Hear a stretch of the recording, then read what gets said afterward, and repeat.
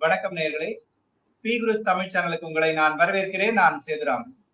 இன்று என்னோடு மீண்டும் இணைந்திருக்கிறார் பட்டய கணக்காளர் மற்றும் அரசியல் விமர்சகர் திரு சுப்பிரமணியன் அவர்கள். அவரை நாம் சந்திக்கலாம், நடப்பு விஷயங்கள் குறித்து விவாதிக்கலாம். வணக்கம் சார், எப்படி இருக்கீங்க? வணக்கம் வணக்கம் சேத்துராமன். நல்லா இருக்கேன் சேத்துராமன், நீங்க எப்படி இருக்கீங்க? நல்லா இருக்கேன் சார்.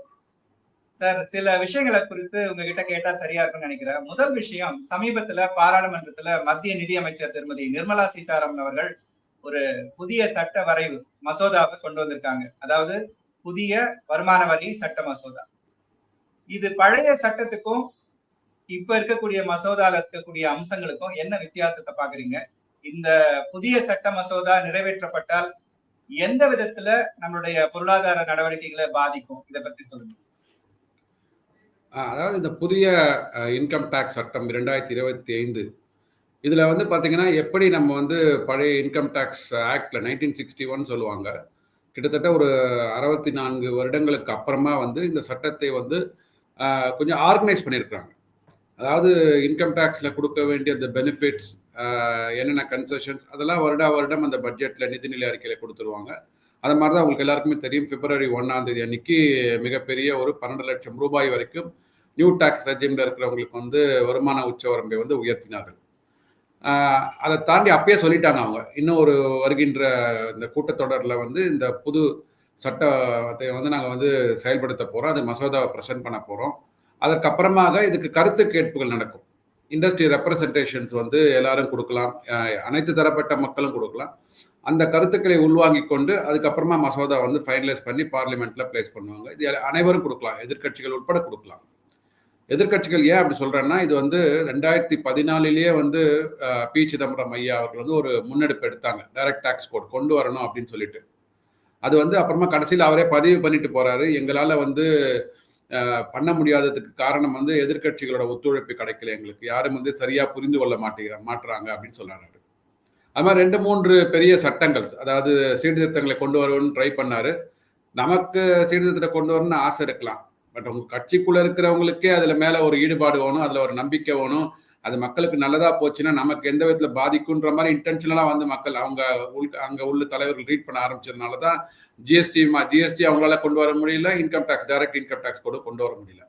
அதாவது வளர்ந்து வருகின்ற நாடுகள் பார்த்தீங்கன்னா ஒரு காலகட்டத்திற்கு ஏற்ப ஒரு 4-5 டிகேட்ஸ்க்கு அப்புறமா, 50-60 வருடங்களுக்கு அப்புறமா பார்த்தீங்கன்னா பழைய சட்டங்களை வந்து இன்னைக்கு காலகட்டத்தில் நம்ம எல்லாமே வந்து முன்னாடிலாம் பார்த்தீங்கன்னா, எனக்கு தெரிஞ்ச ஒரு 20-25 வருஷம் முன்னாடி இன்கம் டேக்ஸ் ரிட்டர்ன் ஃபைல் பண்ணணும்னா ஒரு பெரிய இதுவாக இருக்கும். ஒரு 30 பக்கம் ஃபார்ம்ஸை போயிட்டு இன்கம் டேக்ஸ் டிபார்ட்மெண்ட்டில் வாங்கிட்டு வரணும். ITR 1, 2, 3 சொல்லுவாங்க. நாங்களாம் போயிருக்கிறோம். அதாவது இன்கம் டேக்ஸ் டிபார்ட்மெண்ட்டில் போயிட்டு க்யூவில் நின்று ஃபார்மை வந்து கணக்கு போட்டு கையெழுத்து போட்டு வாங்கிட்டு வரணும். இந்த கம்பெனிலேருந்து நீங்கள் போகிறீங்க, உங்களுக்கு 25 ஃபார்ம் கொடுத்துருக்குறேன், கையெழுத்து போட்டு வாங்கிட்டு வரணும். இப்போ அந்த காலம் மாறிடுது. இப்போ என்ன ஆச்சுன்னா, இப்போ நீங்கள் அங்கே இன்கம் டேக்ஸ் ஆஃபீஸ்க்கே போக வேண்டாம். நான்லாம் இன்கம் டேக்ஸ் ஆஃபீஸ்க்கே போகிறது கிடையாது இப்போ. ஓகே, ஸோ அதனால் அங்கேயே நம்ம இன்கம் டேக்ஸ் ரிட்டர்னை வந்து ஆன்லைனில் ஃபைல் பண்ணுறோம்.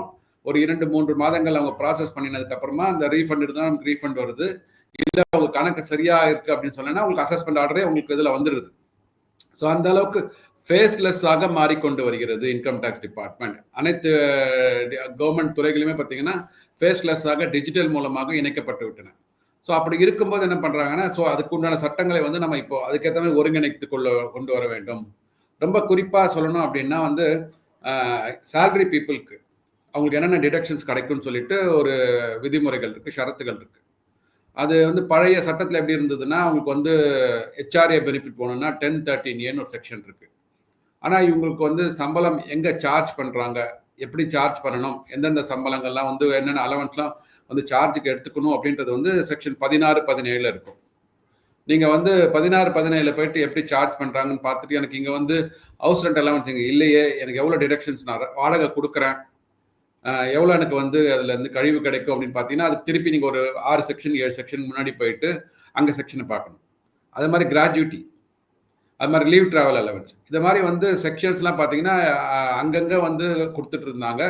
அப்போ அந்த காலகட்டத்துக்கு தேவையாக இருந்திருக்கலாம் வச்சுக்கோங்களேன். எல்லா டிடக்ஷன்ஸ்லையும் ஒரு இடத்துல கொடுத்துருந்தாங்க. நாளடைவில் மாற போகும்போது அப்புறமா அடிஷ்னல் டிடக்ஷன்ஸ் கொடுக்க ஆரம்பிச்சாங்க, அடிஷ்னல் எக்ஸம்ஷன்ஸ் கொடுக்க ஆரம்பிச்சாங்க, அப்படிலாம் வர ஆரம்பிச்சு. ஸோ அதனால என்ன பண்ணுங்க, இப்போ சேலரிக்கு கீழே வந்துடுவது, சேலரிக்கு உண்டான என்னென்ன டிடக்ஷன்ஸ் ஒரு எம்ப்ளாயிக்கு ஒருத்தர் வந்து இன்கம் டேக்ஸ் வந்து ஃபைல் பண்ணுறாருன்னா அவங்களுக்கு என்னென்ன டிடக்ஷன்ஸ் கொடுக்கணும் அப்படின்னு சொல்லிட்டு அங்கே வந்துடும்.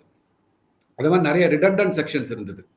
அதாவது வந்து 10A செக்ஷன் சொல்லுவாங்க. எக்ஸ்போர்ட் ஓரியன்டட் யூனிட் முன்னாடி ஆரம்பிச்சிருந்தாங்கன்னா அவங்களுக்கு வந்து டேக்ஸ் ஹாலிடேலாம் கொடுத்துருந்தாங்க. அதெல்லாம் வந்து இப்போ வந்து அந்த விதிகள் மாற்றி அமைக்கப்பட்டு மற்ற செக்ஷன் மூலமாக கொடுக்க ஆரம்பிச்சிட்டாங்க இன்கம் டேக்ஸ் பெனிஃபிட்ஸ். அதை தாண்டி பார்த்தீங்கன்னா இன்கம் டேக்ஸ் ரேட்டே குறைச்சிட்டாங்க உங்களுக்கு. ஸோ முன்னாடி வந்து ரேட்டை ஜாஸ்தியாக சார்ஜ் பண்ணி அதுக்கு எக்ஸம்ஷன்லாம் எக்ஸ்போர்ட் ஆனவர்கள் எக்ஸம்ஷன்லாம் கொடுத்துருந்தாங்க. இப்போ வந்து வரி விதிப்பு முறையே வந்து மாற்றி அவர்களுக்கு சாதகமாக எவ்வளோ வரி குறைவாக விதிக்க முடியுமோ அது மாதிரி வச்சுட்டு இருக்காங்க. 15% 25% வரைக்கும் இந்தியாவில் உள்ள மேனுஃபேக்சரிங் கம்பெனி, சர்வீஸ் கம்பெனிஸ்க்குலாம் அந்த டிபெண்டிங் ஆன் தேர் ஸ்டேட்டஸ் கிடைக்கிறது. ஸோ அப்படி இருக்கும்போது அது மாதிரி நிறைய ரிடண்டன்ட் செக்ஷன்ஸ் 80HH 80HSCலாம் முன் காலத்தில் இருந்தது. ஸோ அதெல்லாம் வந்து காலாவதியான செக்ஷன் எதுக்கு வைத்துக்கொண்டு அவங்க என்ன சொல்கிறாங்கன்னா ஒரு கிட்டத்தட்ட ஒரு 850 பக்கம் இருந்தது இன்கம் டேக்ஸ் ஆக்ட், பழைய 1961 ஆக்ட். இப்போ வந்து கிட்டத்தட்ட 622 பேஜஸ்க்கு கொண்டு வந்துட்டாங்க. 5 லட்சம் வார்த்தைகள் இருந்தது, கிட்டத்தட்ட 5.5 லட்சம் வார்த்தைகள் பழைய ஆக்டில். இப்போ அது பாதியாக குறைச்சி 2 லட்சம் வார்த்தைகள் கொண்டு வந்துட்டாங்க. ஸோ இந்த மாதிரி வந்து சிம்பிளிஃபை பண்ணி மக்களுக்கு புரிகிற மாதிரி எளிமையான ஆங்கிலத்தில் கொடுத்துருக்கேன்னு சொல்லியிருக்காங்க. நம்ம அதை 622 பக்கத்தையும் படித்து பார்க்கணும்னு வச்சுக்கோங்க. மக்கள் படித்து பார்க்கும்போது அவங்க கொஞ்சம் புரிய ஆரம்பிக்கும். ஸோ இந்த மாதிரி நிறைய சீர்திருத்தங்களை கொண்டு வந்திருக்கிறாங்க மக்களுக்கு எளிமையாக போகணுன்ட்டு. ஏன்னா குறிப்பாக சொல்ல ஃபேஸ்லெஸ், முன்னாடிலாம் என்னென்னா பழைய சட்டத்தில் வந்து ஃபேஸ்லெஸ் எங்கெல்லாம் உங்களுக்கு ஃபேஸ்லெஸ் வேணும், எங்கெல்லாம் உங்களுக்கு ஃபேஸ்லெஸ் வேண்டாம் அப்படின்றத வந்து நம்ம வந்து மனசில் வச்சுக்கணுங்க. நான் ரிட்டர்னை ஃபைல் பண்ணும்போது எனக்கு ஃபேஸ்லெஸ், நான் ரிட்டர்னை தாக்கல் பண்ணிக்கிறேன் அப்படின்னா அதுக்கு நீங்கள் நேரடியாக போகணும் தேவையில்லை, அசஸிங் ஆஃபீஸரை பார்க்கணும், பண விரயம் ஆகும், நேர விரயமாகும், அதுக்கு ஃபேஸ்லெஸ் வந்து ஏற்றுக்கூடியது, அது கண்டினியூ பண்ணுறாங்க. அப்பீல் இருக்குது இல்லைங்களா, அதாவது நம்ம வந்து ஒரு ரிட்டர்னை தாக்கல் பண்ணியிருக்கிறோம், அதில் ஏதாவது ஒரு அவங்களுக்கு சந்தேகங்கள் இருக்குது, ஐயப்பாடுகள் இருக்கிறது, அதில் வந்து அவங்க வந்து டிமாண்டை போடுறாங்க அப்படின்னா முன்னாடி பழைய சட்டத்தில் வந்து ஃபேஸ்லெஸ் அப்பீலே வச்சுருந்தாங்க. ஸோ அப்பீலே வந்து நீங்கள் வந்து ஆன்லைனில் பண்ணலாம் அப்படின்ற போது மக்களுக்கு வந்து ஒரு சங்கடம் இருந்தது. இப்போ என்னோட டாக்குமெண்ட்டை வந்து நம்மள்ட்ட நேரடியாக எக்ஸ்பிளைன் பண்ணுறதுன்றது ஒரு விதமாக இருக்கும். ஆன்லைனில் எக்ஸ்பிளைன் பண்ணும்போது ஒரு சில உங்களுக்கு புரியாமல் போகலாம், இல்லை எனக்கு சொல்ல தெரியாமல் கூட போகலாம். ஸோ நேரடியாக பார்க்கும்போது அப்பீலில் வந்து ஒரு பெனிஃபிட் கிடைக்கும், அதாவது கிளாரிஃபிகேஷன். ஸோ அதை வந்து என்ன பண்ணியிருக்காங்கன்னா அந்த ஃபேஸ்லெஸ் அப்பீலை வந்து டிஸ்கண்டினியூ பண்ணிட்டு ஸோ இன்பர்சன் அப்பீலை வந்து கொண்டு வந்திருக்கிறாங்க. ஸோ இதை மாதிரி பார்த்தீங்கன்னா நிறைய சட்ட திருத்தங்களை கொண்டு வந்ததுனால இது பொதுவாக ப்ரொஃபஷனல்ஸால் வரவேற்கப்படும் இமீடியட்டாக. அந்த ப்ரொஃபஷனல்ஸும் சரி, இல்லை அரசியல் கட்சி தலைவர்களும் சரி, இதில் உள்ள நல்ல ஒரு மாற்றங்களை வந்து மக்களுக்கு எடுத்துக்கொண்டு செல்லும் போது மக்களும் இதை புரிந்து கொள்ள ஆரம்பிப்பாங்கன்றதை பார்க்குறேன். சார் இந்த டேர்ம்ஸ்லாம் கூட சிலது மாத்திருக்காங்கன்னு சொல்றாங்க, அசஸ்மெண்ட் இயர், ப்ரீவியஸ் இயர் மாதிரியான. ரொம்ப ரொம்ப ரொம்ப ரொம்ப மிக முக்கியமான கருத்து, நல்ல வேலை நீங்க ஞாபகப்படுத்தினீங்க. அதாவது assessment year and previous year அப்படின்னு சொல்லிட்டு 2 வருஷங்கள். அதாவது நமக்கு எல்லாருக்குமே என்ன தெரியும்னா ஃபினான்ஷியல் இயர் மட்டும் தான் பொதுவாக தெரியும் எல்லாருக்கும், சரிங்களா? இது ரொம்ப கன்ஃபியூஷன். அது எவ்வளோ நீங்கள் படித்தவர்களாக இருந்தாலும் சரி, அன்லஸ் நீங்கள் வந்து இன்கம் டேக்ஸ் பீப்புளோட இன்கம் டேக்ஸ் சைட்டில் டைரெக்டாக வந்து டெய்லி உரையாடாமல் இருக்கிறவங்களுக்கு பார்த்தீங்கன்னா இந்த 2 வார்த்தைகள் வந்து ரொம்ப ரொம்ப கன்ஃபியூஸ் பண்ணும். ஓகே, ப்ரீவியஸ் இயர் என்பது என்ன சொல்லுவாங்கன்னா, நீங்கள் எந்த வருஷத்தில் வருமானத்தை ஈட்டினீர்களோ அதுதான் ப்ரீவியஸ் இயர், அதான் போன ஃபினான்ஷியல் இயர்னு சொல்லுவாங்க வச்சுக்கோங்க. அப்புறம் எந்த வருஷத்தில் நீங்கள் வந்து அசஸ் பண்ணிட்டு எவ்வளோ நாங்கள் வருமானம் ஈட்டி கொண்டிருக்கிறேன், போன வருஷம் ஈட்டி கொண்டிருந்தேன் அப்படின்றத வந்து அசஸ் பண்ணிட்டு கணித்து விட்டு நீங்கள் ரிட்டர்ன் தாக்கல் செய்கிறீங்க பார்த்தீங்க இல்லையா, அது அசஸ்மெண்ட் இயர். இது எத்தனை பேருக்கு புரியும்? அவங்கள பொறுத்த வரைக்கும் என்ன ஆகும்னா இதில் ரொம்ப மிக முக்கியமாக இப்போ அதை எடுத்து கட் பண்ணிட்டு டாக்ஸ் இயர்னு கொண்டு வந்துட்டாங்க. நீங்கள் எந்த வருஷத்தில் வருமானத்தை ஈட்டிக்கிறீர்களோ அந்த வருஷத்தில் டாக்ஸை பே பண்ணுறீங்க, அந்த வருஷம் தான் டாக்ஸ் இயர், அவ்வளோதான். அந்த டாக்ஸ் இயருக்கு உண்டான ரிட்டர்னை நீங்கள் தாக்கல் பண்ணுறீங்க, சிம்பிள். ஓகே, ஒன்றா கொண்டு வந்துட்டாங்க, ஒரே கலர் 2 மாங்காய், அதை 2த்தையும் தூக்கி அடிச்சிட்டாங்க, ரைட்டுங்களா? இனிமேல் கன்ஃபியூஷனே இல்லை. இதில் என்ன மிக முக்கியமாக பார்க்குறேன்னா, நிறைய விவாதங்களை நான் சொல்லியிருக்கிறேன். நீங்கள் வருடம் அட்வான்ஸ் டாக்ஸ் கட்டுவாங்க, ஓகே, ப்ரொஃபஷனலாக இருக்கிறவங்க, பிஸ்னஸ் ரன் பண்ணுறவங்க எல்லாரும். ஜூன் 15, செப்டம்பர் 15, டிசம்பர் 15, மார்ச் 15, இந்த ஒரு காலாண்டுக்கு ஒரு வாட்டி அந்த 15ஆம் தேதி வந்து இன்கம் டேக்ஸ் கட்டுவாங்க. குறிப்பாக அந்த ஜூன் 15ஆம் தேதி கட்டும்போது, இல்லை செப்டம்பர் 15ஆம் தேதி கட்டும்போது அந்த செலான் சைட்டுக்குள்ளே போயிட்டு நீங்கள் வந்து இதை கிளிக் பண்ணணும், எந்த வருஷம்னு சொல்லிட்டு கிளிக் பண்ணணும். சப்போஸ் நீங்கள் ஜூன் 15லையும் செப்டம்பர் 15லையும் அட்வான்ஸ் டேக்ஸ் கட்ட போகிறீங்க, இந்த வருஷம் கட்ட போகிறீங்க அப்படின்னா, அதாவது வருகின்ற நிதியாண்டில் 2025 ஜூன் 15 கட்டும்போது என்ன ஆகும்னா 2 வருஷம் உங்களுக்கு ஓப்பன் ஆகுங்க. அதாவது அசஸ்மெண்ட் இயர் 25-26 இருக்குங்க, 26-27 இருக்கும். அப்போ வந்து அவனுக்கு கன்ஃபியூஸ் ஆகிடும். நான் இப்போ வந்து இருக்கிறதே வந்து ஃபினான்ஷியல் இயர் 25-26 தானே, ஏன் 26-27 கட்டணும், இல்லை முடிந்து போன வருஷத்துக்கு ஏன் கட்டணுன்ற மாதிரி கன்ஃபியூஷன் வந்துடும் அவங்களுக்கு. ஸோ அதில் தான் வந்து அசஸ்மெண்ட் இயர் குளறுபாடு. ஏன்னா அந்த செலானில் வந்து அசஸ்மெண்ட் இயர் மட்டும்தான் இருக்கும். வரப்போகிற வருஷத்துக்கு நான் ஏன் கட்டணும் 26-27 அப்படின்னு நினைப்பாங்க அவங்க. அது வந்து அசஸ்மெண்ட் இயர். ஆனால் நீங்கள் தேர்ந்தெடுக்க வேண்டியது வந்து அங்கே பார்த்தீங்கன்னா 26 இந்த ஃபினான்ஷியல் இயரோட தான் 25-26 ஃபினான்ஷியல் இயருக்கு உண்டான உரித்தான அசஸ்மெண்ட் இயரோட பேர் வந்து 26-27. அது புரிவது கஷ்டமாக இருக்கும். ஒன்று புரிஞ்சிடுச்சுன்னா கூட நீங்கள் கட்ட போகிற அமௌண்ட் இருக்குது பார்த்தீங்களா, 10 லட்சம் 15 லட்சம் 20 லட்சம் கட்டுவாங்க அவங்க. ஸோ கஷ்டப்பட்டு சம்பாதித்த பணம், வருமான வரி கட்டுறாங்க கரெக்டாக அவங்க. அப்போ அந்த இயரை கிளிக் பண்ணும் போதே கொஞ்சம் பதட்டம் வர ஆரம்பிக்கும். தப்பித்தவரை ஏதாவது ஒரு அங்கே உள்ள அக்கௌண்டன்ட்டோ இல்லை அவங்க எக்ஸிக்யூட்டிவோ வந்து தப்பான வருஷத்தை பிக்கப் பண்ணிட்டான் வச்சுக்கோங்களேன், வேற வழியே இல்லை, நீங்கள் வந்து ரீஃபண்ட் தான் கிளைம் பண்ணி ஆகணும். தப்பான வருடத்துக்கு நீங்கள் வந்து அடுத்த வருஷத்துக்கு நீங்கள் கட்டிட்டீங்க அப்படின்னா அடுத்த வருஷம் வரைக்கும் வெயிட் பண்ணணும். இல்லை இந்த போன வருஷம் கட்டிட்டீங்க அப்படின்னா திருப்பி ரிவர்ஸ் ரிட்டர்ன் ஃபைல் பண்ணி அதுக்கு ரீஃபண்ட் வர வரைக்கும் நீங்கள் வெயிட் பண்ணணும். ஸோ இந்த கன்ஃபியூஷன்லாம் இல்லாமல், இது மிகப்பெரிய கன்ஃபியூஷன். யாராக இருந்தாலும் சரி, பணத்தை நீங்கள் வந்து ஹேண்டில் பண்ணும் போது எல்லாருக்குமே பதட்டம் வரும். எவ்வளோ பெரிய ஒரு காமன் ஒரு நல்ல ஒரு பீஸ்ஃபுல்லான மேனாக இருந்தாலும் அதுவும் நீங்கள் ஆன்லைனில் பணத்தை கட்டும் போது கொஞ்சம் பிரச்சனைகள் வரும். ஸோ அதனால் அதை வந்து எல்லாத்தையும் தவிடு பொடியாக்கிட்டு டேக்ஸ் இயர் ஒரே ஒரு வருஷம் தாங்க இப்போ கிளியராக இருக்கும். அடுத்த வருஷம் 26ஆம் தேதி ஏப்ரல், அதாவது ஏப்ரல் 1, 2026ஆம் தேதி அன்னைக்கு இந்த சட்டம் அமலுக்கு வந்தது பிறகு ஒரே ஒரு இயர் தான் இருக்கும். ஸோ 26-27 ஃபினான்ஷியல் இயர் மட்டும்தாங்க. அப்புறம் எல்லாமே மாறிடும், ஃபினான்ஷியல் இயர் பேஸில் போயிடும். ஸோ ஃபினான்ஷியல் இயர் நமக்கு easy, tax year financial year ஒன்று. அந்த ஒரு கன்ஃபியூஷன் வந்து மிகப்பெரிய கன்ஃபியூஷன் மக்கள் மனதில் உள்ள எல்லார்ட்டையும் இருக்குது. இப்போ அது தீரப்போகிறது வருகின்ற ஏப்ரல் 1, 2026 முதல். சார், நிதியாண்டை பத்தி சொல்றீங்க ஃபினான்ஷியல் இயர். அதுலயுமே வந்து நிறைய பேரோட எதிர்பார்ப்பு வந்து கேலண்டர் இயரை வந்து ஃபினான்ஷியல் இயரா அறிவிக்கலாமே அப்படிங்கிற எதிர்பார்ப்பு இருக்கு. ஆனா அவங்க வந்து அதுல ஒன்றும் மாற்றம் இல்லைங்கிற அறிவிப்பு. அந்த மசோதால பாத்தீங்கன்னா ஃபினான்ஷியல் இயர் வந்து as usual April to March அப்படிதான் இருக்கு. இதை மாற்றினா நல்லா இருக்கும் அப்படின்னு நினைக்கிறீங்களா? இல்லை, அதில் ஒன்றும் பெரிதாக உங்களுக்கு வந்து மாறினதுனால உங்களோட இன்கம் குறைவதோ இல்லைனா வந்து டாக்ஸ் குறையிறதோ எதுவுமே நடக்காதுங்க. நம்ம ஆரம்பித்த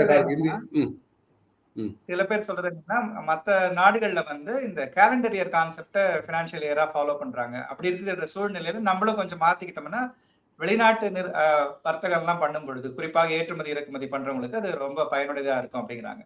அதனால அதை கேட்டேன்.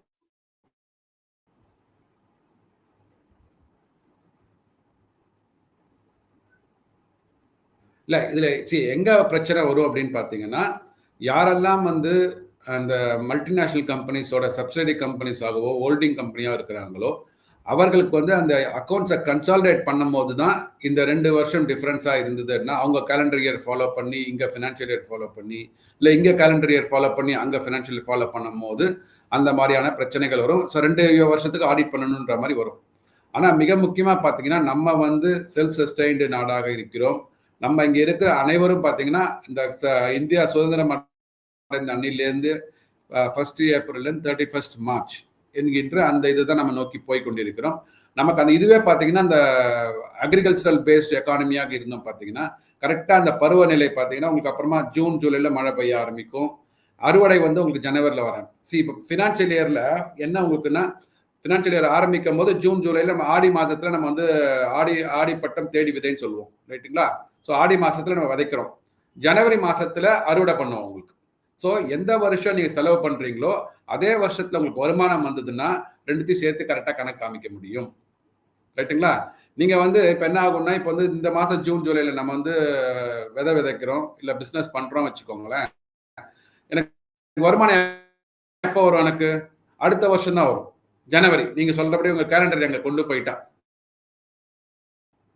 ஸோ அப்படி இருக்கும்போது அந்த ஆரம்ப காலகட்டத்தில் இந்தியா அடைந்த பிறகு ஃபுல்லி வந்து இருந்தோம். ஸோ அதெல்லாம் பண்ணி அதை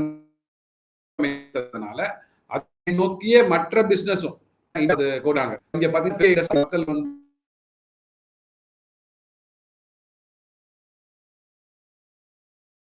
மாதிரி அதன் அடிப்படையில் போகும்போது இதுல பெரிதாக மாற்றம் செய்ய வேண்டும். இது மாறினதுனால நமக்கு ஒரு அட்வான்டேஜ் கிடைக்குமா அப்படின்னு கேட்டீங்கன்னா இல்ல. ஸோ மக்களுக்கு எது சாதகமாக இருக்கிறது, எது ஈஸியாக இருக்கு, அதை வைத்துக் கொண்டுதான் இந்த April to March financial year கொண்டு வந்திருப்பாங்கிறது என்னோட கணிப்பு. சார், அடுத்த விஷயம் வந்து இப்போ சமீபத்துல விகடன் பத்திரிகையில வந்து பிரதமர் மோடி குறித்தான கார்ட்டூன் வெளியானது. இது முதல் முறை இல்ல, அவங்க பல முறை இந்த மாதிரி விஷயத்த பண்ணிருக்காங்க. ஆனா குறிப்பா ட்ரம்ப் அவர்கள் மோடி அவர்கள் சந்தித்த போது நடைபெற்ற நிகழ்வை கார்ட்டூன் ஆக்கும் போது மோடி அவர்கள் கை சங்கிலியால் பிணைக்கப்பட்டிருப்பது போன்ற ஒரு கார்ட்டூனை போட்டிருக்காங்க. இதை பற்றி திரு அண்ணாமலை, பாஜக தலைவர் அண்ணாமலை அவர்கள் வந்து குற்றம் சாட்டிய பிறகு இன்று அந்த இணையதளம் வந்து முடக்கப்பட்டிருக்கு. இது வந்து சரியல்ல அப்படின்னு தமிழக முதலமைச்சர் உள்ளிட்ட தலைவர்கள் கருதுகிறார். இதை நீங்க எப்படி பார்க்க, சரியான நடவடிக்கையா? இணையதளம் முடக்கப்பட்டிருக்கிறது, பட் யாரால முடக்கப்பட்டிருக்கிறது என்பதை இன்னும் ஆனந்த விகடன் வந்து அதிகாரப்பூர்வமாக தெரிவிக்கவில்லை. அவங்களே சொல்லியிருக்கிறாங்க, எங்களுக்கு எந்த கவர்மெண்ட் இன்ஸ்டிடியூஷன்ஸ்லேருந்தும் எங்களோட வெப்சைட்டை வந்து அஃபிஷியலாக முடக்கி இருக்கிறார்கள் அப்படின்னு எங்களுக்கு வந்து கம்யூனிகேஷன் இல்லை அப்படின்னு இருக்காங்க. ஒன்று. ரெண்டாவது வந்து உங்களுக்கு எழுத்து சுதந்திரம் இருக்கு, பேச்சு சுதந்திரம் இருக்கு, அதெல்லாம் கரெக்ட். ஆனால் வந்து இப்போ நீங்க இந்த கார்ட்டூனை விட்டுருங்க, இந்த கார்ட்டூனுக்கு அடுத்தது வருவோம். முன்னாடி ஒரு கார்ட்டூன் வந்து இந்த ரயில் விபத்துக்கள் நடந்தது இல்லையா, அதுல வந்து அதை ஒட்டி ஒரு கார்ட்டூன் போட்டிருக்கிறாங்க. அதுல என்ன போட்டிருக்காங்கன்னா, அந்த ரயில் தண்டவாளத்தை வந்து ரயில்லாம் புரண்டு கிடக்குது, அங்கேருந்து ரத்த ஆறு ஓர மாதிரி போட்டிருக்கு. அதுக்கு மேல மோடி ஐயா நின்று இருக்கிறாரு. அவர் வந்து பச்சை கொடி காமிக்கிறார். பச்சை கொடி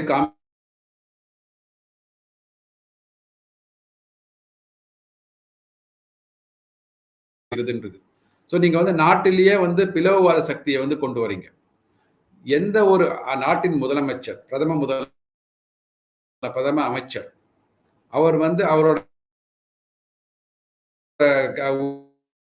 உருவத்தை வந்து இப்படி கேலி செய்து, அப்போ வந்து துயரம் நிகழ்ந்து இருக்கிறது. அந்த துயரத்துக்கு வன்மத்தை தூண்டுவதாக இருக்கும். அதுதான் மிக முக்கியமானது. நீங்க ஆறுதல் தர வேண்டாங்க, வன்மத்தை தூண்டாம இருக்கணும் இல்லைங்களா? ஸோ இவர்களோட செயல்பாடுகள் பார்த்தீங்க அப்படின்னா இதை மாதிரியே வந்து கொண்டிருக்கிறது. சரிங்களா?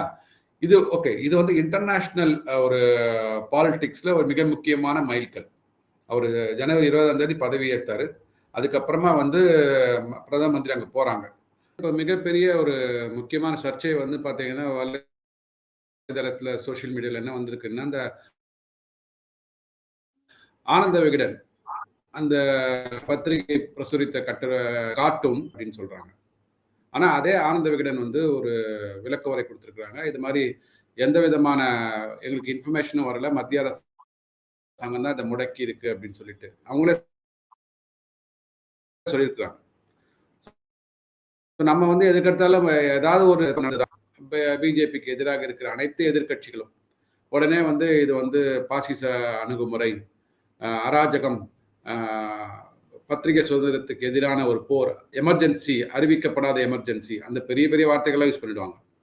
உண்மையிலே எமர்ஜென்சி அறிவித்த போது யாருக்கு என்ன நடந்தது, அதை வெளியில கொண்டு வரணுமா, அதெல்லாம் கிடையவே கிடையாது.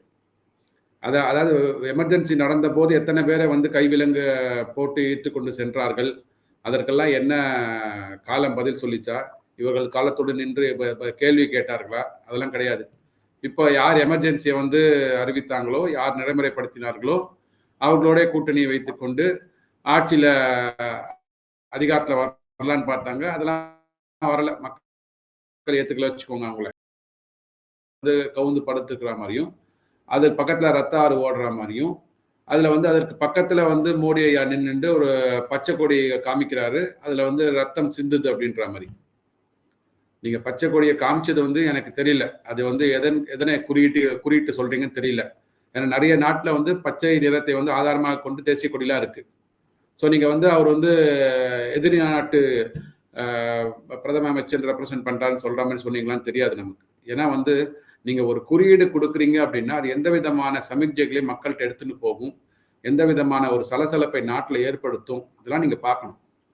கையில வந்து நமக்கு பேனா இருக்குன்றதுனாலே வந்து மனசுல பட்டதெல்லாம் கண்டதெல்லாம் எழுதிட முடியாது. உங்களுக்குன்னு ஒரு பொறுப்பு இருக்கு. அதாவது ஆங்கிலத்தில் ஒரு சொல்லுவாங்க, ஸோ அதனோட ஒரு அக்கௌண்டபிலிட்டி உங்கள்கிட்ட இருக்கணும். உங்களுக்கு பொறுப்பு கொடுக்குறாங்கன்னா அதோட கடமையும் இருக்குதுன்னு அர்த்தம். அந்த பொறுப்பை வந்து கடமை தவறாமல் நீங்கள் நிறைவேற்ற வேண்டும். அதை வந்து இன்னைக்கு வந்து விகடன் வந்து ஏற்கனவே தவறு விட்டுட்டாங்க. இன்னைக்கு வந்து உலகமே பார்க்குற மாதிரி அந்த ஒரு கார்ட்டூனை போட்டதுனால கண்டிப்பாக விகடன் வந்து அது விகடனுக்கு ஒரு தலைக்குனிவு தான் அது. ஸோ அவங்களுக்கு எக்ஸ்பிளனேஷன் கொடுப்பாங்க. கொடுத்ததுக்கப்புறம் அது வெளியில் வரும். இப்போ எல்லாரும் கொந்தளிக்கிறாங்க இல்லையா, அறிவிக்கப்படாத எமர்ஜென்சிலாம் இருக்குன்னு சொல்றாங்க இல்லையா.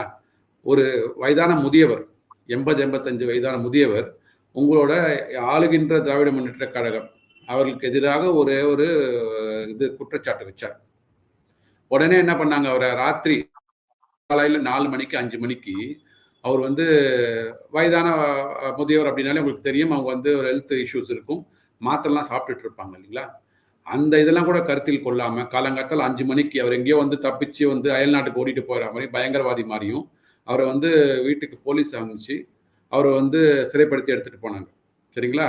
எதிர்கட்சியில் இருக்கிற, குறிப்பாக வந்து பாரதிய ஜனதா கட்சியில் இருக்கிற யாராவது ஒருத்தர் ஒரு கருத்து சொல்லிட்டாங்க அப்படின்னா எதிர்கட்சி ஆளுங்கட்சி, இங்கே இருக்கிற ஆளுங்கட்சிக்கு எதிராக உடனே அவங்கள வந்து சிறைக்கு கூட்டின்னு போகிறது, எங்கே வச்சிருக்கேன்னு சொல்ல மாட்டாங்க. ஒன்றும் இல்லைங்க, இந்த போரூர் பக்கத்தில் ஒரு பஸ்ஸில் வந்து பசங்க தொங்கிட்டு போனாங்க. ரைட்டுங்களா. படியில் பயணம் நொடியில் மரணம்லாம் எழுதியிருப்பாங்க. சரிங்களா. அதெல்லாம் வந்து வாய் வார்த்தை. அது செயல்படுத்துகிறோமா நம்ம? பல்லவன் பேருந்து என்பது தமிழக அரசாங்கத்தால் இயக்கப்படுகின்ற பேருந்து. நீங்கள் அதில் ரூல் போட்டிருக்கிறீங்க. அந்த ரூலை செயல்படுத்துகிறாங்களா? செயல்படுத்தலைன்னா அந்த செயல்படுத்தாத மாணவர்களுக்கோ இல்லை பஸ்ஸை இயக்குபவர்களுக்கோ என்ன விதமான நம்ம வந்து இதை கொடுக்குறோம் அவங்களுக்கு? அந்த ஒரு பெண்மணி, வயதான நல்ல ஒரு நடுத்தர பெண்மணி, அவங்க பஸ்ஸில் போன பசங்க வந்து அவங்களோட பசங்க மாதிரி நினச்சி கொண்டு அவங்கள வந்து அடித்தாங்க. சரிங்களா. ஸோ அதை வந்து உடனே வந்து ஒரு இதாக கொண்டு வந்து அவங்களுக்கு அவங்க மேலே ஒரு கேஸை போட்டு அவங்கள வந்து போலீஸ் ஸ்டேஷனில் போயிட்டு விசாரணை பண்ணி கடைசியில் பார்த்தீங்கன்னா அதுக்கப்புறமா இதை மாதிரி ஒரு பஸ்ஸில் போகிற பசங்க வந்து 2 பேர் அடிபட்டு செத்து போனாங்க. ஸோ நீங்கள் வந்து என்ன பண்ணுறாங்கன்னா, இப்போ வந்து நாட்டில் ஏதாவது நல்லது சொல்கிறாங்க அப்படின்னா வந்து அவர்கள் வந்து எதிர்கட்சி சார்ந்தவராக இருந்தாங்கன்னா அவனை பிடிச்சி உள்ளே போடுறது. ஆளுங்கட்சி எதிர்கட்சி அனைவரும் வந்து மக்களுக்காக செயல்படுத்தி கொண்டிருக்கிறார்கள். சரிங்களா. அதாவது இவங்க என்ன பண்ணாங்கன்னா அதில் உள்ள நல்லதை எடுத்துக்கொண்டு அந்த பசங்களுக்கு அட்வைஸ் பண்ணாம நீங்க அவனை பற்றி உள்ள போட்டீங்க அப்படின்னா எதிர்கட்சி சொல்கின்ற குறை இன்னும் கொஞ்சம் ஜாஸ்தியா சந்தோஷம் தானே வரும். நிறைய தவறுகள் தானே பண்ணுவாங்க. எனக்கு ஆட்சியில் இருக்கிறவங்களே எனக்கு வந்து சப்போர்ட்டா இருக்கிறாங்க. ஸோ அதனால நீங்க அந்த மதில் மேல் பூனையாக ஓகே கரெக்டா இருக்கணும். எங்க வந்து தவறான பாதையில போறவங்களை வந்து தவற விடாமல் அவர்கள் திருப்பி வந்து நடுவில் வந்து கொண்டு போறது தான் வந்து அரசாங்கத்தோட கடமை. நீங்க எனக்கு ஓணுங்கும் போது நான் வந்து அவனை வந்து சப்போர்ட் பண்ணுவேன், வேணாங்கும் போது வந்து எதிர்ப்பேன்னு சொல்றது வந்து என்ன விதமான இதாக. ஸோ இது மாதிரி பார்த்து கொண்டு இருக்கிறார்கள். கண்டிப்பாக இது வந்து எனக்கு தெரிஞ்சு பத்திரிகை சுதந்திரத்துக்குலாம் ஒன்றும் பெரிய இதில் நம்ம எவ்வளோ பார்த்துருக்குறோம். பத்திரிகை சுதந்திரம் எப்படிலாம் முடக்கப்பட்டது, பேனா எப்படிலாம் முடக்கப்பட்டது. நிறைய ஜேர்னலிஸ்ட் மீடியாவில் வந்து பிரபலமான ஒரு ஜேர்னலிஸ்ட்லாம் வந்து திராவிட முன்னேற்ற கழக அரசாங்கத்துக்கு எதிராக நிறைய குற்றச்சாட்டுகள் வச்சாருன்னு சொல்லிட்டு அவர் 1 வருஷமா 1.5 வருஷமாலாம் வந்து ஜெயிலில் வச்சுட்டு இருக்காங்க. எங்கே கொண்டு போகிறாங்க, எப்படி வந்தாங்கலாம் தெரியாது. இப்போ ஜாமீனில் இருக்கிறாங்க. அது மாதிரி எத்தனை பேர் ஜாமீனில் இருக்காங்கன்னு உங்களுக்கு தெரிஞ்சாலே தெரியும் இந்த அரசாங்கம் வந்து பத்திரிகையாளர்களை எப்படி நடத்தி கொள்கிறது என்பது. ஸோ இவங்களுக்கு வந்து அரசியல் பண்ணுவதற்காக ஒரு வாய்ப்பு கிடைத்திருக்கிறது. அதுதான் நான் பார்க்குறேன். சார், சமீபத்துல தமிழக பாஜக தலைவர் திரு அண்ணாமலை ஒரு பேச்சு பேசியிருக்காரு. என்னன்னா 26 எலெக்ஷன் போது ஒரு குறைந்தபட்சம் 35 அமைச்சர்கள் ஊழல் சிக்க தமிழக அமைச்சர்கள் வந்து சிக்குவார்கள். அதை நான் பார்க்க தான் போறேன். அறிவாலயத்தோட ஒவ்வொரு செங்கல் செங்கலா எடுக்க போறேன் அப்படிங்கிற ரீதியில பேசியிருக்கிறார். இந்த பேச்சை எப்படி பாக்குறீங்க? அவர் தலைவராக தொடரும் பட்சத்துல இதற்கான நடவடிக்கைகளை அவர் முன்னெடுத்து செல்வதற்கான வாய்ப்புகள் அதிகமா இருக்கின்றன. அதாவது அண்ணாமலை அவர்கள் தலைவராக தொடர்கிறார் இல்லை அப்படின்றது இங்க பேச்சுவார்த்தை இல்லைங்க. யார் தலைவராக தொடர்ந்தாலும் திராவிட முன்னேற்ற கழகத்துக்கு எதிராக இங்க இருக்கிற INDA கூட்டணிக்கு எதிராக NDA கூட்டணி என்பது களம் காணும். ஸோ அதாவது இப்போ வந்து ஏற்கனவே வந்து DMK ஃபைல்ஸ் 1, 2 கொடுத்துருக்குறாங்க இல்லைங்களா. ஸோ இன்னும் நாளடைவில் தேர்தலில் நெருங்க இந்த 4 வருடங்கள்ல திராவிட முன்னேற்ற கழக அரசாங்கம் என்னென்ன துறைகளில் எப்படியெல்லாம் ஊழல் குற்றச்சாட்டுகள் நடந்தது, ஸோ அதுக்குண்டான ஆதாரங்களை திரட்டி மக்கள் மன்றத்துல ஒரு இந்த தேர்தல் 2026 தேர்தல் வருவதற்கு முன்னாடி பிப்ரவரி மார்ச் மாதத்திற்கு முன்னாடி பாத்தீங்கன்னா அது வந்து மக்களிடம் வந்து வைக்கப்படும். அதன் அடிப்படையில் ஃபர்ஸ்ட் இன்ஃபர்மேஷன் இப்போ நீங்க இப்போ ஒரு எஃப்ஐஆர் போடணும்னு வச்சுக்கோங்களேன். இங்க திராவிட முன்னேற்ற கழகம் தான் ஆட்சியில் இருக்கிறாங்க. இப்ப அவர்களை தாண்டி நீங்க என்ன பண்ண முடியும்? இல்ல நீங்க சிபிஐக்கு போகணும். முதல் குற்றப்பத்திரிகை இங்க தானே தாக்கல் பண்ண, எங்க குற்றம் நடந்ததோ அங்கதானே நீங்க வந்து குற்றப்பத்திரிகை தாக்கல் பண்ண முடியும். ஸோ குற்றப்பத்திரிகை நீங்க வந்து எடுக்கிற இடத்துலயே நீங்க விடமாட்டீங்களே அப்படின்ற போது காலம் தான் பதில் சொல்லும். கொஞ்ச நேரம் வெயிட் பண்ணி தான் ஆகணும். ஸோ அதனால அவர் எடுத்து வைத்த வாதங்கள், ஸோ அந்த குற்றச்சாட்டுகள் கண்டிப்பாக அதற்கு இன்னும் வந்து வலு சேர்க்கும் விதங்களில் ஆதாரங்களை வந்து திரட்டி மக்கள் மன்றத்தின் முன்னாடி அடுத்து வரப்போகின்ற பிப்ரவரி 2026 மார்ச் 2026 அந்த தேர்தல் பரப்புரை காலங்களில் வைக்கப்படும். அதற்கப்புறம் இங்க ஆட்சி மாற்றம் நடந்தவுடனே அதற்குண்டான நடவடிக்கைகள் நீதிமன்றத்தின் மூலமாகவும் ஆட்சி மன்றங்களின் மூலமாகவும் வைக்கப்படும். ஏன்னா அவர் வந்து கிளியரா கேட்கிறார். இப்போ வந்து நீங்க வந்து அனைத்து அமைச்சர்கள் மேலேயும் ஊழல் குற்றச்சாட்டுகள் இருக்கு அப்படின்றாங்க, அதுக்கு என்ன நடவடிக்கைன்னு கேட்கறாங்க. இங்கேயே பாத்தீங்கன்னா ஒவ்வொரு அமைச்சர்களும் வந்து துறைகள் மாற்றங்கள் செய்யப்பட்டு கொண்டிருக்கின்றன. அதுக்கே வந்து உங்களுக்கு வந்து கைப்பொண்ணு கண்ணாடி தேவையில்லை. பிடிஆர் பழனிவேல் தியாகராஜன் பதவி மாற்றம் செய்யப்பட்டார். பொன்முடி அவர்கள் வந்து இலாக்கா மாற்றப்பட்டது. இப்ப ராஜகண்ணப்பன் வந்து இலாக்கா மாற்றப்பட்டிருக்கிறது. எதற்காக ஏன்னு நமக்கு தெரியாது. ஏன் வந்து இலாக்கா மாற்றப்பட வேண்டும்? ஒண்ணு அவங்களுக்கு வந்து பேட் பர்ஃபார்மன்ஸா இருக்கணும் இல்லைங்களா, அந்த துறை நன்றாக செயல்படவில்லை, இல்ல அந்த துறையில் உள்ள அமைச்சர் நன்றாக செயல்படவில்லை. 2 காரணங்கள் தானுங்களே. அது இது இன்னும் ஒரு வருஷம் தான் அவருக்கு தேர்தல் வருவதற்கு. அதற்குண்டான மாற்றங்களை செய்வதற்கான ஒரு நிர்பந்தம் என்ன? அந்த நிர்பந்தத்தை வந்து நீங்க வந்து மக்கள் முன்னாடி வைக்கணும். இதற்காக தான் மாற்றப்படுகிறார்கள் சொல்லணும், உண்மையான காரணத்தை சொல்லணும். சோ அது வந்து மறைக்கப்படுகிறது. அது எந்த விதமான ஒரு நடவடிக்கையும் வந்து அரசாங்கம் எடுக்க மாட்டேங்குது. ஒரு எஃப்ஐஆர் போய் நீங்க ஃபைல் பண்றீங்கன்னா எஃப்ஐஆர் ஃபைல் பண்ண மாட்டாங்க, எடுத்துக்க மாட்டாங்க. ஸோ அப்படிலாம் இருக்கும்போது நிறைய ஊழல் குற்றச்சாட்டுகள் இருக்கு. இவர்கள் வந்து என்ன சொல்றாங்கன்னா உடனே வந்து மத்திய அரசாங்கத்தின் மேல திசை திருப்புறாங்க. எங்களுக்கு வந்து நிதி கொடுக்க மாட்டாங்க, மத்திய அரசாங்கம் எங்களை வஞ்சிக்கிறது.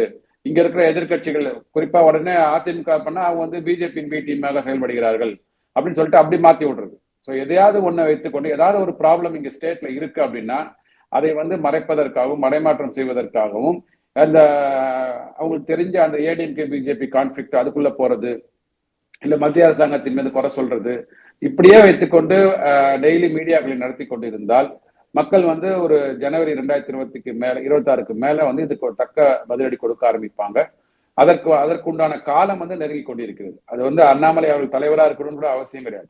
யார் வேணா தலைவரா இருக்கலாம். ஆனால் மக்கள் மன்றத்தின் முன்னாடி திராவிட முன்னேற்ற கழகம் இந்த 5 ஆண்டுகள்ல மக்களுக்காக என்னென்ன வாக்குறுதிகள் கொடுத்தாங்க, அதை நிறைவேற்றினார்களா? இவர்கள் ஆட்சிக்கு வரும்போது வெள்ளை அறிக்கை கொடுத்தாங்க, அந்த வெள்ளை அறிக்கையோட அப்டேட்டட் வெள்ளை அறிக்கை என்ன? இன்னைக்கு கூட வந்து அண்ணாமலை அவர் கேட்டிருக்கிறாங்க, இது மாதிரி நீங்க வந்து மத்திய அரசாங்கம் பணம் கொடுக்கல சொல்றீங்க இல்லையா? சோ அதுக்கு ஒரு வெள்ளை அறிக்கை தருவதற்கு இந்த அரசாங்கம் தயாராக இருக்கிறதான்னு கேட்டிருக்காரு. எந்தெந்த துறைகளில் நீங்க எவ்வளவு பணம் கேட்டீங்க, எவ்வளவு உங்களுக்கு வந்தது, வந்த பணத்தை எவ்வாறு செலவழித்தீர்கள், அதுக்கு ஒரு வெள்ளை அறிக்கை கொடுங்க.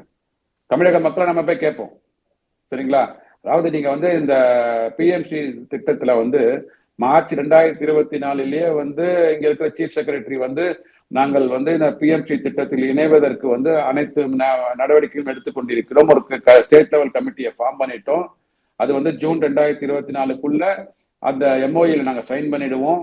வருகின்ற கல்வி ஆண்டு 24-25 இப்ப நடந்து கொண்டிருக்க கல்யாணம் முடிய போறது. இப்போ உங்களுக்கு தெரியும் 24-25 கல்வியாண்டு ஆரம்பிப்பதற்கு முன்னாடியே அந்த எம்ஓஐ நாங்க சைன் பண்ணிடுவோம். அந்த பேசிஸ் அந்த அடிப்படையில் எங்களுக்கு வந்து நிதிகளை ஒதுக்குங்கள் நீங்க கேட்டிருக்கிறீங்க. சோ அதற்கு உண்டான ஆதாரங்களை கொடுக்கல அப்படின்னா அங்கேருந்து எப்படி நிதி வரும் உங்களுக்கு?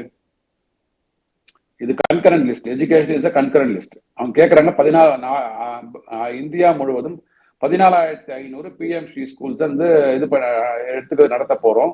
ஒவ்வொன்றும் ஒவ்வொரு மாடல் ஸ்கூலாக இருக்கும். ஒவ்வொரு டிஸ்ட்ரிக்ட்டுக்கு ஒரு ஸ்கூலா இது பண்ணுங்க. அரசு இயக்குகின்ற பள்ளிகள் மட்டும்தான் எடுக்க போறோம். கேந்திரிய வித்யாலயா இருக்கட்டும், நவோதயா வித்யாலயா, அப்புறம் அரசு பள்ளிகள்கிட்ட நீங்க வந்து செலக்ட் பண்ணி அங்களுக்கு கொடுங்கன்னா கேட்டிருக்கிறாங்க அவங்க. நீங்க ஒரு பள்ளியோ 2 பள்ளியோ தேர்ந்தெடுத்து கொடுத்துட்டு அப்புறம் அதனோட நடைமுறை வந்து சரியா இருக்கா இல்லையான்னு ஆய்வு செய்ததுக்கு அப்புறம் தான் அந்த முடிவுக்கே வரணும். அதுக்கு முன்னாடியே நாங்க வந்து மும்மொழி கொள்கையை எதிர்க்கிறோம், அதுக்காக வந்து பிஎம்சி ஸ்கூல் கிடையாது.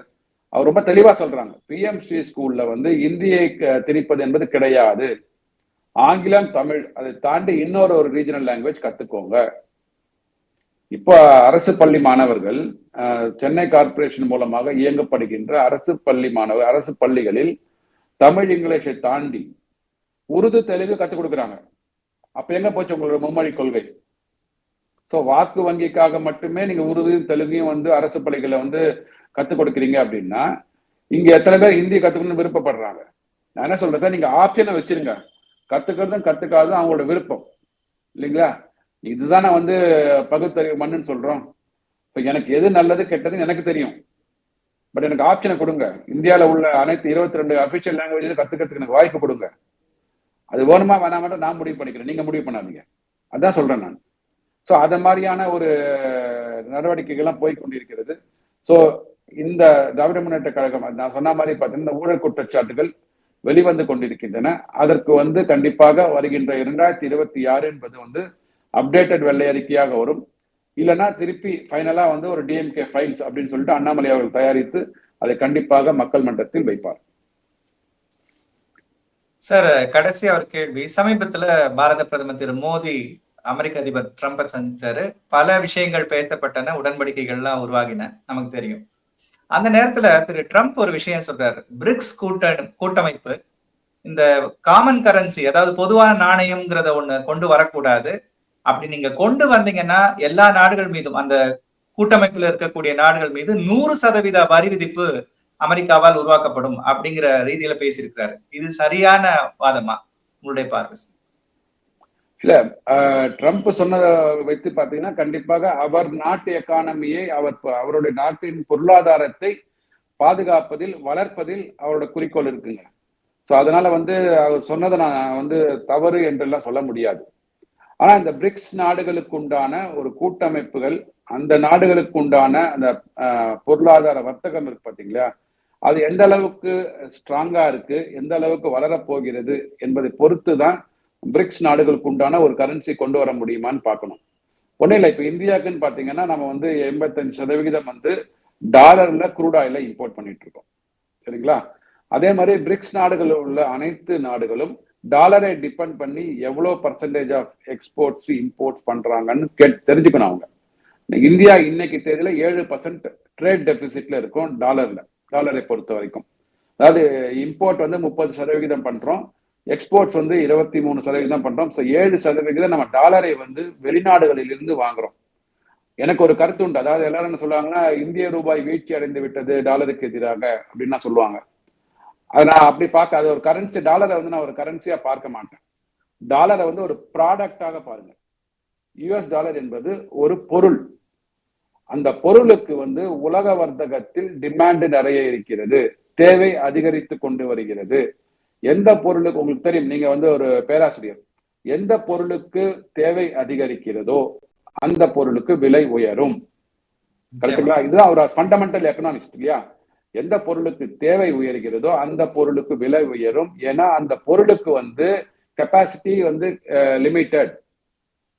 யுஎஸ் டாலர் வந்து இவ்வளவுதான் இருக்கு, ஒரு $10 பில்லியன் இல்ல $10 ட்ரில்லியன் தான் டாலர் இருக்கிறது.